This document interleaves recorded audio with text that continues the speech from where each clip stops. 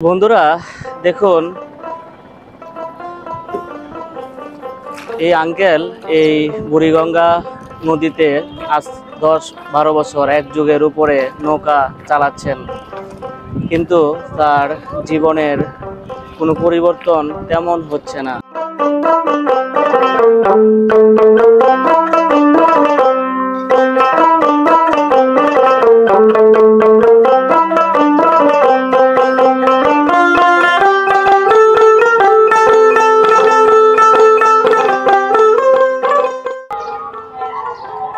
সদরঘাট থেকে শুভেচ্ছা জানাচ্ছি। আমি আনোয়ার, রয়েছি বুড়িগঙ্গার পাড়ে।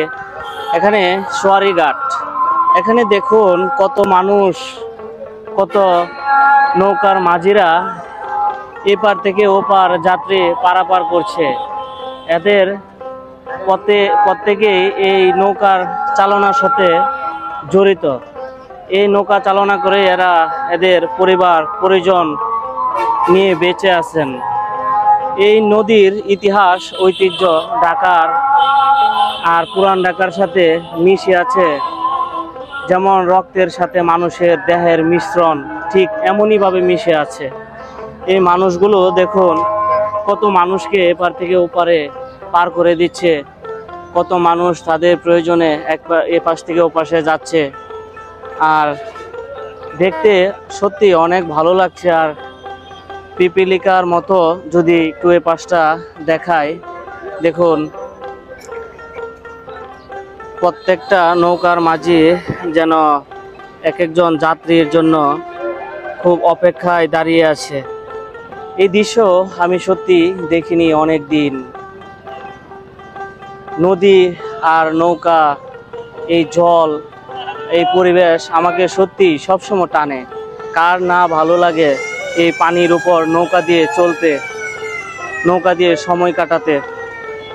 সত্যি একটি অসাধারণ সুন্দর এক মুহূর্ত সৃষ্টি হয়েছে এখানে, সত্যি অসাধারণ।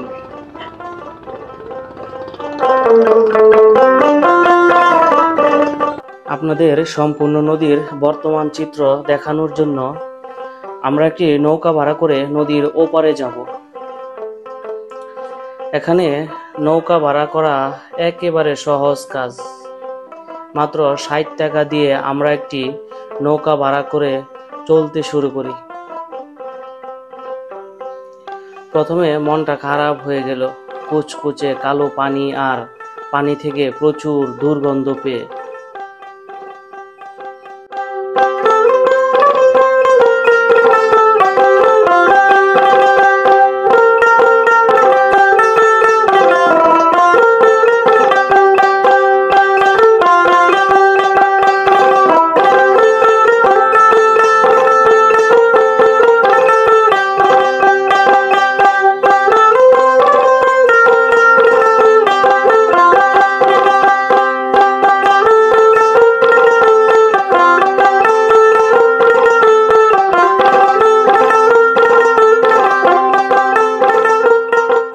জীবন সত্যি অনেক কঠিন আর সংগ্রামের, তা হারে হারে টের পাচ্ছেন এই বৃদ্ধ চাচা।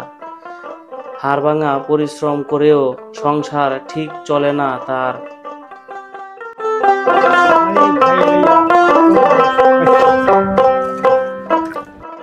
আমার সাথে বেশ কিছুক্ষণ কথা হয় তার।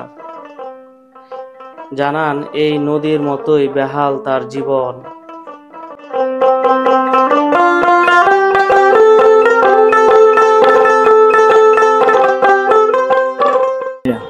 বন্ধুরা দেখুন, এই আঙ্কেল এই বুড়িগঙ্গা নদীতে আজ 10-12 বছর এক যুগের উপরে নৌকা চালাচ্ছেন, কিন্তু তার জীবনের কোনো পরিবর্তন তেমন হচ্ছে না। শুধু এই পেশা করেই তার সংসার কোনো রকম চলছে। এই বুড়িগঙ্গার প্রতিটি পানি, প্রতিটি স্তরে মিশে আছে ইতিহাস, ঐতিহ্য আর কত মানুষের স্মৃতি, উত্থান পতন, কত নবাবদের উত্থান পতন। এখানে প্রতিটি স্তরে স্তরে মিশে আছে এই ঢাকা, এই বাংলার ইতিহাস, ঐতিহ্য। এই সেই বুড়িগঙ্গা। বুড়িগঙ্গার পানি দেখে আমার সত্যি অনেক মায়া হয়। এই পানি, আমি এখন আছি মাঝামাঝি অবস্থানে। এখানে যদিও একটু পানি স্বচ্ছ মনে হচ্ছে, আর ওই পাশটাতে পানি প্রথম আপনাদের দেখাইছি যে কতটা কালো। আমার সত্যি অনেক খারাপ লাগছে এই বুড়িগঙ্গার পানি দেখে। এখানে যে মাছ আছে বা পানিতে যেসব জলজ প্রাণী আছে, মনে হয় না তাদের বেঁচে থাকতে বা বসবাস করতে ভালো লাগছে। চলুন আপনাদের বুড়িগঙ্গার ছোট্ট একটু ইতিহাস বলে আসি।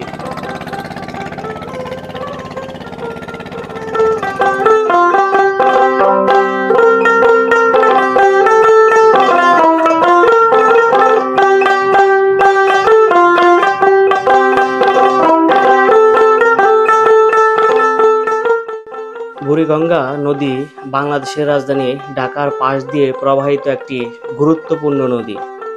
এটি ধলেশ্বরী নদীর একটি শাখা। নদীটির নামকরণ, অবস্থান এবং প্রভাব ঢাকার ইতিহাসের এক অনন্য ভূমিকা পালন করেছে। বুড়িগঙ্গা শব্দটি দুটি শব্দের সমন্বয়ে গঠিত। বুড়ি পুরনো এবং গঙ্গা নদী। কথিত আছে পদ্মা নদীর এক পুরনো ধারা শুকিয়ে যাওয়ার পর সেই পথ ধরে গঠিত হয় এই নদী। স্থানীয়রা একে পুরনো গঙ্গা বা বুড়িগঙ্গা নামে ডাকত। 1610 সালে মোগল সুবেদার ইসলাম খান ঢাকাকে রাজধানী ঘোষণা করেন। ঢাকার অবস্থান নির্ধারণের ক্ষেত্রে বুড়িগঙ্গা নদী গুরুত্বপূর্ণ ভূমিকা রাখে। এই নদীর তীরে গড়ে উঠেছিল মোগল স্থাপত্য, বাণিজ্য কেন্দ্র এবং প্রশাসনিক কাঠামো। ঐতিহাসিক সূত্র অনুযায়ী বুড়িগঙ্গা ছিল ঢাকার প্রধান নৌ পরিবহন পথ। দেশি বিদেশি বণিকেরা এই পথে আসত মসলিন, মশলা, চামড়া, ধাতব সামগ্রী ও অন্যান্য দ্রব্য কিনতে। পুরান ঢাকার সদরঘাট এলাকায় ছিল এই নদীর কেন্দ্রে গড়ে ওঠা বন্দর। ঢাকার সমাজ, সংস্কৃতি ও জীবনযাত্রা আবর্তিত হতো বুড়িগঙ্গার চারপাশে। স্নান, মাছ ধরা, ধর্মীয় অনুষ্ঠান এবং উৎসব সবই ছিল এই নদী কেন্দ্রিক। এই নদীর পাশেই রয়েছে ঐতিহাসিক অষ্টধাতুর লালবাগ কেল্লা, দরাসগঞ্জ, ইসলামপুর ও আহসান মঞ্জিল, যা ঢাকার সাংস্কৃতিক ও ঐতিহাসিক ঐতিহ্যের নিদর্শন। নদীকেন্দ্রিক গান যেমন ভাটিয়ালি, পালা গান ইত্যাদির মধ্যেও বুড়িগঙ্গা তার স্থান করে নিয়েছে।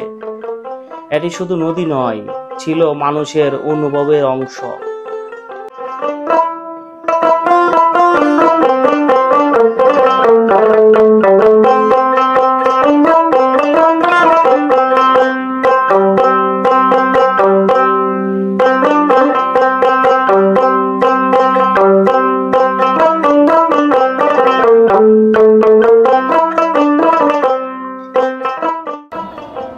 চতুর্পাশে পানির এত দুর্গন্ধ আমি আগে কখনো কোনো নদীতে পাইনি। আমি যত জায়গায় গিয়েছি কিন্তু এরকম দুর্গন্ধ, এরকম নোংরা, এরকম অবহেলিত এরকম নদী আমি আগে কখনো দেখিনি। এরকম পুরাতন ঐতিহাসিক ঐতিহ্য যার পরতে পরতে এই নদীর এই বেহাল দশা দেখে আমার সত্যি খুব খারাপ লাগছে। দেখতে চেয়েছিলাম নদীর এপাশ থেকে ওপাশ, দেখানোর চেষ্টা করেছিলাম আপনাদের।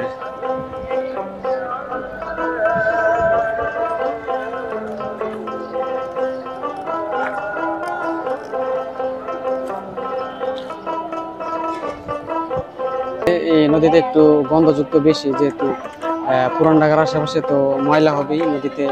আসলে মানুষের অযত্নের কারণে এই নদীগুলোতে এই অবস্থা। কিন্তু এমনিতে ঘুরে ভালোই, অন্য নদীর মতোই, কিন্তু গন্ধটার কারণে একটু খারাপ লাগবে।